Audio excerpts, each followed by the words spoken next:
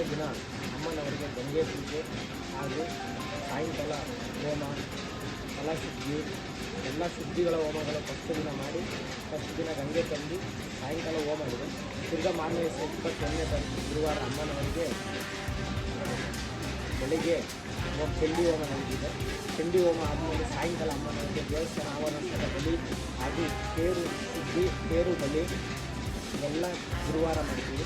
ತಿರ್ಗಾ ಶನಿವಾರ ಬೆಳಗ್ಗೆ ಅಮ್ಮನವರಿಗೆ ಇಲ್ಲಿ ಅಗ್ನಿಕೊಂಡ ಹಾಗೂ ಬ್ರಹ್ಮರಥೋತ್ಸವ ಹಾಗೂ ಮಧ್ಯಾಹ್ನ 1 ಗಂಟೆಗೆ ಅನ್ನ ಸಂತರ್ಪಣೆ ಹಾಗೂ ಸಾಯಂಕಾಲ ಅಮ್ಮನವರಿಗೆ ಹಿಂದಿನ ಕರ್ಗ ಪಲ್ಲಕ್ಕಿಗಳ ಉತ್ಸವವನ್ನು ಏರ್ಪಡಿಸಲಾಗಿದೆ.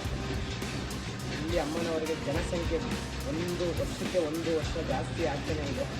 ಏನೇ ಒಂದು ಪೂಜೆಯಲ್ಲಾಗ್ಬೋದು, ಏನೇ ಒಂದು ಅನ್ನದಾನದ ಸೇವೆಗಳಾಗ್ಬೋದು ಹಾಗೂ ಅಲಂಕಾರಗಳಾಗ್ಬೋದು, ಹೋಮಗಳಾಗ್ಬೋದು, ಇಲ್ಲಿ ಬಂದವರು ಅಮ್ಮನ ಸೇವೆ ಮಾಡ್ತೀವಿ ಅಂತ ಅವರೇ ಬರ್ತಾರೆ.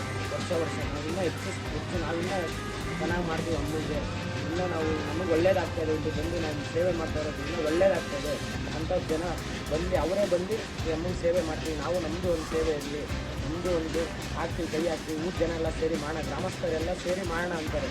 ಹಾಗೆ ಯಾರು ನಮಗೆ ಇಲ್ಲಿ ಏನೇ ಒಂದು ಈ ಕೆಲಸದಲ್ಲಾಗ್ಬೋದು, ಜಾತ್ರೆ ವಾರ್ಷಿಕೋತ್ಸವ ಬ್ರಹ್ಮರಥೋತ್ಸವದಲ್ಲಿ ಏನೂ ತೊಂದರೆ ಆಗ್ತಿರಂಗೆ ನಮಗೆ ನಿಂತು ಜನ ಗ್ರಾಮಸ್ಥರು ಎಲ್ಲ ನಮಗೆ ಸಪೋರ್ಟ್ ಮಾಡ್ತಾರೆ. ಪೊಲೀಸ್ ಅಧಿಕಾರಿಗಳಿಂದ ಹಾಗೂ ಇಲ್ಲಿ ಮುಖಂಡರಾದ ಸಿದ್ದಿಕೆ ರವಿ ಅಣ್ಣನವರು ಹಾಗೂ ವಜ್ರಮುನಿಯವರು, ಗೊಟ್ಟಿಗೆರೆ ಯಲ್ಲಪ್ಪ ದಾಸ್ ಅವರು, ಮುನ್ರಾಜ್ ಅವರು, ಇವರೆಲ್ಲ ನಮಗೆ ರಾಜಣ್ಣನವರು ಇವರೆಲ್ಲ ಸೇರಿ ನಮಗೆ ಸಹಾಯ ಮಾಡಿ ಏನೂ ತೊಂದರೆ ಆಗದಿರಂಗೆ ಎಲ್ಲ ಮುಂದೆ ನಿಂತು ಬೆನ್ನೆಲುಬಾಗಿ ನಮ್ಮನ್ನ ಸಹಕರಿಸಿ ನಮಗೆ ಏನೇ ಒಂದು ವಸ್ತುಗಳಲ್ಲಿ ಏನೇ ಆಗಲಿ ಅವರು ನಮಗೆ ಸಪೋರ್ಟ್ ಮಾಡಿ ಸಹಕಾರ ಕೊಡ್ತಾ ಇದ್ದಾರೆ ಇಲ್ಲಿವರೆಗೂ.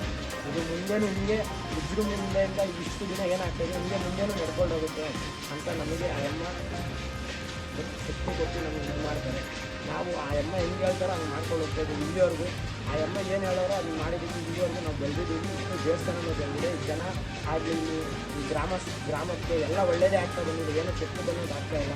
ಏನೇ ಒಂದು ತೊಂದರೆ ಬಂದರೂ ಆ ಅಮ್ಮ ಕಾಪಾಡ್ಕೊಂಡು ಬಂದಿದ್ದಾಳೆ ಇಲ್ಲಿವರೆಗೂ ಅಂತ ನಾನು ಹೇಳೋಕ್ಕೆ ಇಷ್ಟಪಡ್ತೀನಿ.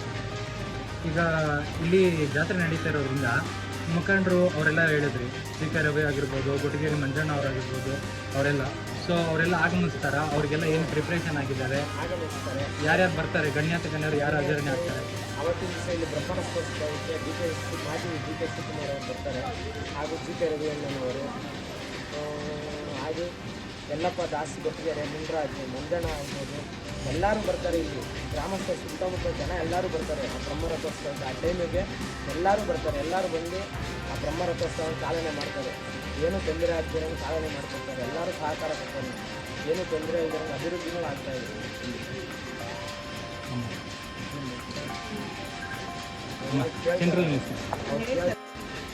ಈಗ ನೀವು ಎಷ್ಟು ವರ್ಷದಿಂದ ಇದನ್ನ ನಡ್ಸ್ಕೊಂಡ್ ಬರ್ತಾ ಇದ್ದೀರಮ್ಮ? ಹೌದಾ,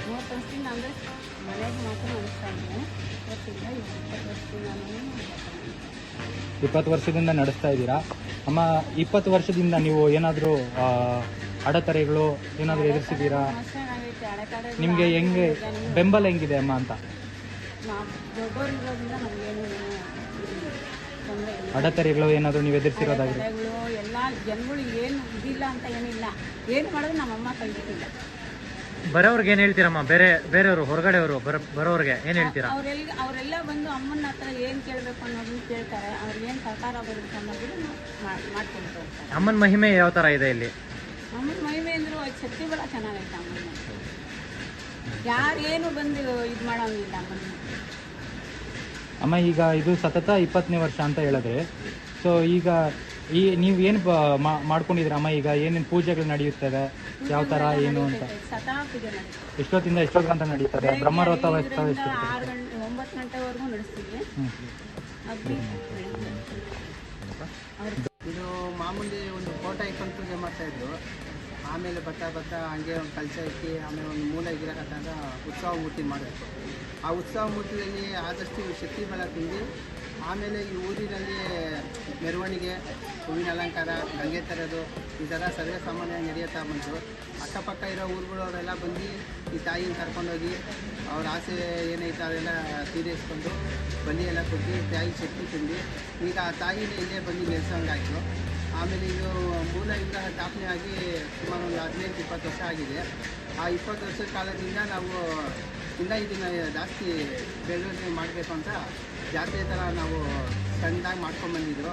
ಸುತ್ತಮುತ್ತ ಗ್ರಾಮಸ್ಥರು ಮುಖಂಡರೆಲ್ಲ ನಮಗೆ ಸಹಕಾರ ಕೊಟ್ಟು ತಾಯಿ ಶಕ್ತಿ ಇದೆ, ನೀವು ಹಿಂಗೆ ಬಿಡಬೇಡಿ, ಇದನ್ನು ಇನ್ನೂ ಬೆಳೆಸ್ಕೊಂಡು ಹೋಗಿ ಅಂತ ಎಲ್ಲ ಕೈ ಜೋಡಿಸಿ ಎಲ್ಲರೂ ನಾವು ಮಾಡ್ತೀನಿ ಅಂತ ಮುಂದೆ ಬಂದು ಪ್ರತಿಯೊಂದು ಅಲಂಕಾರಕ್ಕೂ ನಮ್ಮದು ಒಂದು ಸೇವೆ ಇದೆ ಅಂತ ಕೈ ಜೋಡಿಸಿದ್ದಾರೆ.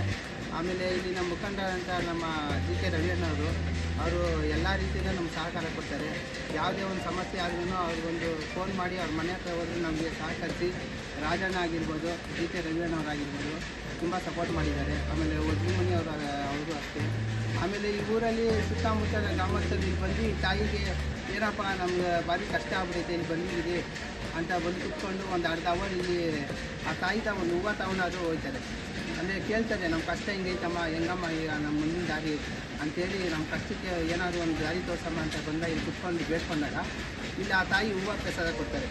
ಆ ಹೂವು ಪ್ರಸಾದದಿಂದ ಅವ್ರಿಗೆ ಎಷ್ಟೋ ಒಳ್ಳೆಯ ಕೆಲಸಗಳಾಗಿದೆ, ತೊಂದರೆಗಳೆಲ್ಲ ನಿವಾರಣೆ ಆಗಿದೆ. ಆಮೇಲೆ ಈಗ ಒಂದು 5-6 ವರ್ಷದಿಂದ ಇಲ್ಲೇ ನಾಗಪ್ಪನ ಪ್ರತಿಷ್ಠಾಪನೆ ಮಾಡಿದ್ದೀವಿ.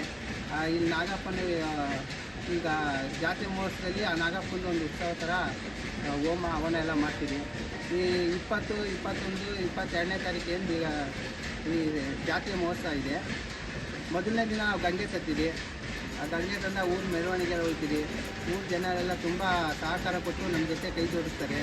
ಯಾರು ನಾವು ಬರಬೇಡಿ, ಇಲ್ಲಿ ಮಾಡಬೇಡಿ ಅಂತ ಏನು ಹೇಳೋಕ್ಕಾಗಲ್ಲ. ಅವರೇ ಸ್ವಯಂ ಪ್ರೇರಿತವಾಗಿ ಬರ್ತಾರೆ. ಆ ತಾಯಿ ನೀವು ಹೊತ್ಕೊಂಡು ಊರೆಲ್ಲ ಸುತ್ತಾರೆ. ಆಮೇಲೆ 2ನೇ ದಿನ ಬಲಿ, ತೇರು ಹೋಮ ಎಲ್ಲ ಇರುತ್ತೆ. ನಾವು ಜಾತ್ರೆ ದಿನ ಏನು 22ನೇ ತಾರೀಕು ಶನಿವಾರ ಇದೆ, ಅವತ್ತಿನ ಬೆಳಗ್ಗೆ ಅಗ್ನಿಕೊಂಡ ಇದೆ. ಅಗ್ನಿಕೊಂಡ ಇಲ್ಲಿ ತುಳಿತಾ ಇದ್ದಂಗೆ ಆ ತಾಯಿ ಊರು ಜನ ಎಲ್ಲ ಬಂದು ಅವರೇ ನಾವು ಹೊಡ್ತೀವಿ ದೇವ್ರನ್ನ ಅಂದ್ಬಿಟ್ಟು ಜೋಶಾಗಿ ಬಂದು ಆ ತಾಯಿ ಕಾರ್ಯನ ನಿರ್ವಹಿಸ್ತಾರೆ. ಆಮೇಲೆ ಇನ್ನು ಮುಖಂಡರು ಬಂದು ಅನುದಾನಕ್ಕೆ ಚಾಲನೆ ಕೊಡ್ತಾರೆ. ಸುಮಾರು ಒಂದು ಲಕ್ಷದ ಮೇಲೆ ಜನ ಬಂದು ಇಲ್ಲಿ ಅನುದಾನನ ಸ್ವೀಕರಿಸ್ತಾರೆ. ಆಗ ರಾತ್ರಿ ಬಂದಾಗ ಇಲ್ಲಿ ಪಲ್ಲಕ್ಕಿ ಉತ್ಸವ. ಪಲ್ಲಕ್ಕಿ ಏನಿದೆ ಅಂದರೆ ಸುತ್ತಮುತ್ತ ಗ್ರಾಮಸ್ಥರು ಅವರೇ ನಾವು ದೇವಸ್ಥಾನಕ್ಕೆ ಹೋಗಿ ಕೇಳಿದಾಗ ಇಲ್ಲಿ ನಾವು ಮಾಡ್ತೀವಿ, ನಮ್ಮ ದೇವ್ರದ್ದು ಈ ಜೊತೆ ನಡೀಲಿ ಅಂತಾರೆ. ಆಮೇಲೆ ನೈಟೆಲ್ಲ ಕರಗ ಇರುತ್ತೆ. ಮಾರನೇ ದಿನ ಬೆಳಗ್ಗೆ ಅದು ತಾಯಿ ಮಲ್ಲಕ್ಕಿನೂ ಸೇವೆ ಆಗುತ್ತೆ. ಆದರೆ ಈ ದೇವಸ್ಥಾನ ಬೆಳೆಯೋದಕ್ಕೆ ತುಂಬ ಶ್ರಮಪಟ್ಟವರು ನಮ್ಮ ರಾಮಚಂದ್ರಪ್ಪ ಅವರು ಬಹಳ ಕಷ್ಟ ಬಿದ್ದು ಈ ರಾಜಗೋಪುರ ನಿರ್ಮಾಣ ಆಗಿರ್ಬೋದು, ಆಮೇಲೆ ಈ ದೇವಸ್ಥಾನ ನಿರ್ಮಾಣ ಆಗಿರ್ಬೋದು, ಅದಕ್ಕೆಲ್ಲ ಅವರು ನಮಗೇನು ಬೇಡ, ನಮಗೆ ಈ ತಾಯಿ ಒಂದೇ ಸಾಕು ಅನ್ನೋ ಒಂದು ಧೈರ್ಯದಲ್ಲಿ ನಿಂತ್ಕೊಂಡು ಆ ತಾಯಿ ಕೊಟ್ಟಂಥ ದಾರಿಯಲ್ಲಿ ನಡ್ಕೊಂಡು ಇಲ್ಲಿವರೆಗೂ ತಂದೆ ನಮ್ಮನ್ನು ಬೆಳೆಸ್ಕೊಂಡು ಬಂದಿದ್ದಾರೆ. ಇಷ್ಟು ಮಾತ್ರ ಹೇಳೋಕ್ಕೆ ಇಷ್ಟಪಡ್ತೀನಿ.